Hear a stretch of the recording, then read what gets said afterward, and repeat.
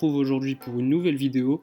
On va débriefer le match FC Barcelone-Atlético Madrid qui vient de se terminer en Supercoupe d'Espagne, match qui a lieu en Arabie Saoudite, demi-finale, résultat 3-2, victoire de l'Atlético Madrid qui se qualifie donc en finale de Supercoupe d'Espagne et qui affrontera donc le Real Madrid qui s'est qualifié hier soir grâce à une victoire 3-1 face à Valence. Match d'ailleurs plutôt passionnant hier soir avec une victoire tranquille du Real Madrid qui s'est baladé et qui affrontera donc l'Atlético Madrid. Du coup, les deux clubs madrilènes n'ont rien gagné l'été dernier et ils vont quand même essayer de gagner la Supercoupe d'Espagne. C'est assez cocasse et c'est à noter. Bon, parlons du match Atlético Madrid FC Barcelone. Parlons déjà de la composition d'équipe. Pour ma part, j'ai pas été surpris. Peut-être la titularisation d'Umtiti plutôt que l'anglais m'a surprise. Sinon, au niveau des autres joueurs, le milieu de terrain, Arturo Vidal, Frenkie de Jong et Busquets, c'était plutôt logique au vu des dernières performances d'Arturo Vidal. Sinon, en attaque, Griezmann, Messi, Suarez, plutôt logique. Ou peut-être au gardien, Neto, qui remplace encore une fois Ter Stegen, qui est blessé. Donc parlons déjà de la première mi-temps. J'ai trouvé la première mi-temps plutôt bonne. Donc c'est surtout le pressing qui m'a plutôt plu du FC Barcelone. Sinon, j'ai trouvé l'Atlético Madrid plutôt faible en première mi-temps, à défendre comme d'habitude, vous allez me dire, mais sans réussir à attaquer, à contrer efficacement. Donc je me suis dit, ça va être un match plutôt tranquille qu'on va gagner en seconde mi-temps. Et bim, rentrée des vestiaires, on se prend un but directement. Koké, qui vient donc de rentrer, marque au bout de 15 secondes. Et là je me dis, c'est pas possible, l'Atlético Madrid va défendre encore le restant du match à 11 dans sa surface et va faire que dégager tous les ballons. Je me dis, ça va être compliqué. Et finalement, le Barça montre quand même une certaine réaction, revient au score grâce à Messi. Déjà, je vais parler rapidement de Messi. J'ai trouvé le match de Messi assez incroyable ce soir, malgré la défaite.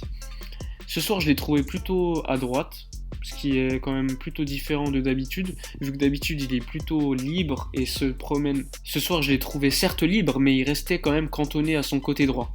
Ensuite, on réussit à passer devant l'Atlético Madrid grâce à un beau but, grâce à un beau centre de Jordi Alba qui a souligné une tête de Suarez qui est arrêtée par Oblak, d'ailleurs Oblak que j'ai trouvé incroyable ce soir, et un but de Griezmann qui n'a pas célébré contre son ancien club.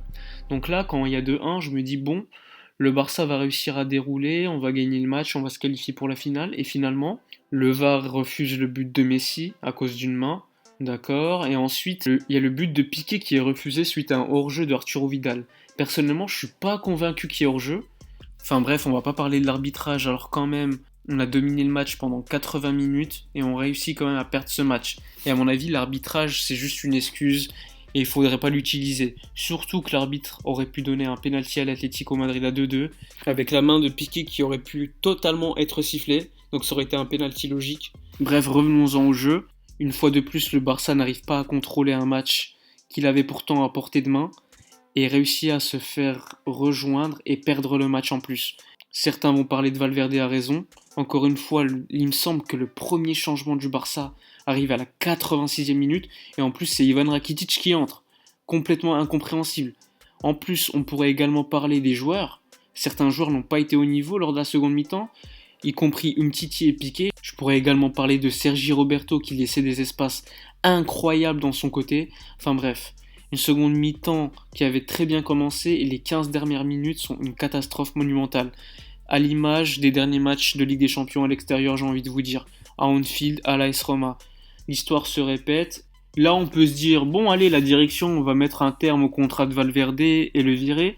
Eh bien non. La presse catalane avait quand même parlé juste après le match d'une potentielle démission ou un départ de Valverde. Finalement, les joueurs et la direction ont confirmé que Valverde devrait rester. Alors là, je comprends pas le soutien des joueurs envers Valverde, je comprends pas. Anfield, l'AS Roma, ce soir, et je pourrais encore citer de tas de performances, de plein de matchs où l'équipe n'est pas au niveau, et c'est également la faute de l'entraîneur. Cet entraîneur qui leur laisse d'ailleurs 2 jours de repos en plus encore après l'élimination. C'est complètement incompréhensible, j'ai l'impression que le vestiaire contrôle totalement le club. J'ai l'impression qu'Ivan Rakitic, Sergi Roberto et plein d'autres joueurs couchent avec Valverde, c'est pas possible. J'ai l'impression qu'il a des nudes des joueurs, c'est pas possible. Le mec est surprotégé par tout le monde, c'est incompréhensible. Bref, comme je vous l'avais déjà dit, pour moi, cette année de Valverde, cette année supplémentaire qui a été laissée à Valverde, sera une année de perdu. Pour moi, c'est pas une surprise de voir de telles performances. C'est dans la lignée des 2 saisons précédentes. Il Il y avait peut-être l'excuse de la première saison avec le départ de Neymar, le fait qu'il n'y ait pas de stars qui ont confirmé sur le terrain, Ousmane Dembélé qui s'est blessé rapidement, Coutinho qui n'est venu qu'en janvier, donc l'adaptation n'était pas top pour lui. Mais alors là, les 2 saisons d'après, c'est complètement incompréhensible ce qui se passe au niveau du club. La gestion est totalement catastrophique. J'ai l'impression que tous les joueurs pissent sur ce club. Ils veulent recruter Neymar qui porte plainte contre le FC Barcelone. Arturo Vidal porte plainte contre le Barça, le mec est titulaire. Bref, il y a des tas d'exemples qui montrent que la gestion du club est complètement désastreuse. Mais ça, je vous apprends rien évidemment, vous êtes au courant. Ce qui est le plus dramatique, c'est lorsque je regarde un match du FC Barcelone, je sais que le match sera pas bon. Et même quand il est plutôt pas mal, le match se solde par une défaite. Bref, il y a tellement de choses à dire sur le FC Barcelone et sa gestion depuis l'ère Bartomeu et Rossell. J'ai déjà fait des vidéos sur ce sujet. Vous pouvez voir les vidéos concernant les élections présidentielles de 2021 qui, comme je vous l'ai dit, seront capitales pour le futur du club. Bref, j'espère que la vidéo vous a plu.